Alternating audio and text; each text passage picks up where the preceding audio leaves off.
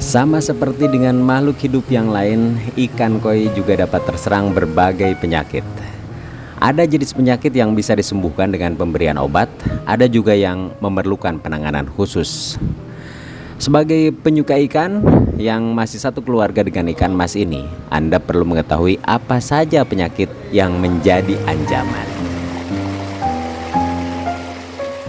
Nah, jika Anda seorang yang menyukai ikan koi, apalagi sedang memeliharanya, mengenal beragam jenis penyakit ikan tentu sangat penting. Dengan begitu Anda bisa mengetahui bagaimana cara penanganan dan bagaimana ciri-ciri ikan yang terserang penyakit. Sahabat Koi Channel Indonesia, kita kali ini akan membahas tentang jenis penyakit ikan koi sekaligus juga bagaimana cara menanganinya. Yang pertama adalah Ichthyophthirius multifilus atau ICH. Penyakit ICH ini adalah penyakit di mana tumbuhnya protozoa di kolam dan melekat pada insang ikan dengan bentuk seperti butir garam berwarna putih. Penyakit ICH tidak bisa disepelekan karena dapat membunuh ikan koi kecil dan hidup jadi parasit. Bakteri ICH yang sudah matang kemudian akan masuk dan menggerogoti tubuh ikan koi selama kurang lebih 3 minggu.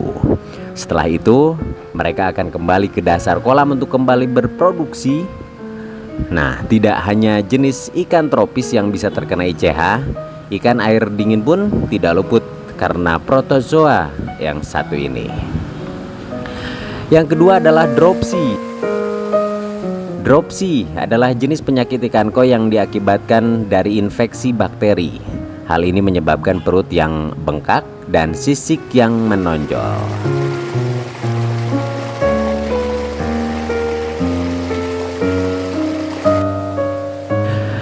Kemudian yang ketiga adalah ekor busuk. Ekor ikan koi Anda bisa mengalami pembusukan karena beberapa alasan. Misalnya saja karena tekanan atau kualitas air yang buruk. Jika didiamkan, ekor yang busuk bisa menyebabkan kerusakan fisik pada ikan Anda tentunya. Terus yang keempat adalah mulut busuk. Waspadai juga, pembusukan bisa terjadi pada mulut ikan koi. Hal ini terjadi karena kualitas air yang buruk dan menjadikan infeksi pada mulut ikan. Yang kelima adalah Chilodonella. Chilodonella adalah penyakit yang menyebabkan kulit menjadi buram. Adanya masalah dengan pernapasan dan penutup insang akan terbuka. Jika sudah pernah, akan muncul lendir pada ikan. Penyakit yang terkenal paling jahat pada ikan ini muncul karena adanya protozoa. Protozoa yang muncul terbagi menjadi 3, yaitu Celiates, Flagellates, dan Sporozoa.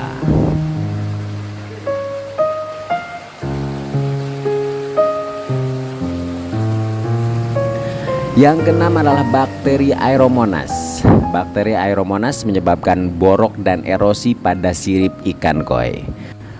Penyakit ini sangat tidak baik tentunya. Oleh sebab itu, penanganannya pun harus dilakukan sebaik mungkin. Yang ketujuh adalah penyakit kolumnaris. Saat ikan koi Anda mengalami cedera, jangan anggap enteng karena itu bisa menyebabkan penyakit yang lebih parah lagi. Ada bakteri kolumnaris yang akan menyerang tepat pada bagian cedera dan menyebabkan sirip atau ekor serta mulut menjadi busuk. Selain itu, bakteri kolumnaris juga rentan menyerang ikan koi yang tengah mengalami stres. Yang kedelapan adalah cacing jangkar. Cacing jangkar adalah parasit krustasea yang menempel dan menggali ke dalam kulit ikan. Cacing merusak ikan koi dengan cara memakan jaringannya dan menyebabkan bakteri atau jamur pada ikan. Biasanya ikan yang terkena Lernea ini akan muncul benjolan seperti jerawat putih, tampak lesu, dan sering berkedip. Terus yang kesembilan adalah kutu ikan. Penyakit ikan koi yang wajib Anda waspadai adalah kutu ikan. Kutu ikan ini akan menyebabkan iritasi dan infeksi. Parasit yang menghisap ikan ini dikenal dengan nama Argulus.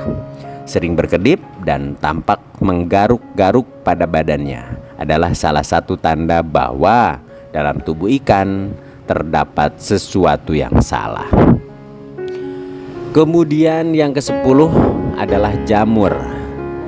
Sering-sering kita perhatikan warna kulit ikan, maka jika tiba-tiba muncul berwarna putih seperti kapas atau hijau, ini tanda bahwa jamur sedang menyerang ikan kita. Walau tidak menular kepada ikan lain, ikan yang terkena jamur perlu segera mendapatkan pertolongan. Seringkali malah muncul benjol berupa putih dan coklat, kuning atau hijau yang tidak rata yang terlihat pada sirip ikan. Terus yang ke-11 adalah limfosistis. Penyakit yang menyerang kulit ikan koi yaitu disebut limfosistis. Penyakit ini menyebabkan perubahan warna dan tampak lebih kasar dan seringkali terkelupas. Hal ini bisa terjadi karena perubahan suhu di dalam air.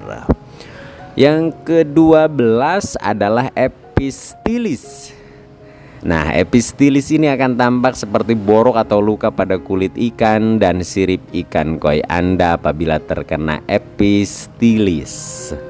Biasanya luka akan berwarna putih dan disebabkan oleh air dalam kolam yang kotor dan sudah terkena parasit.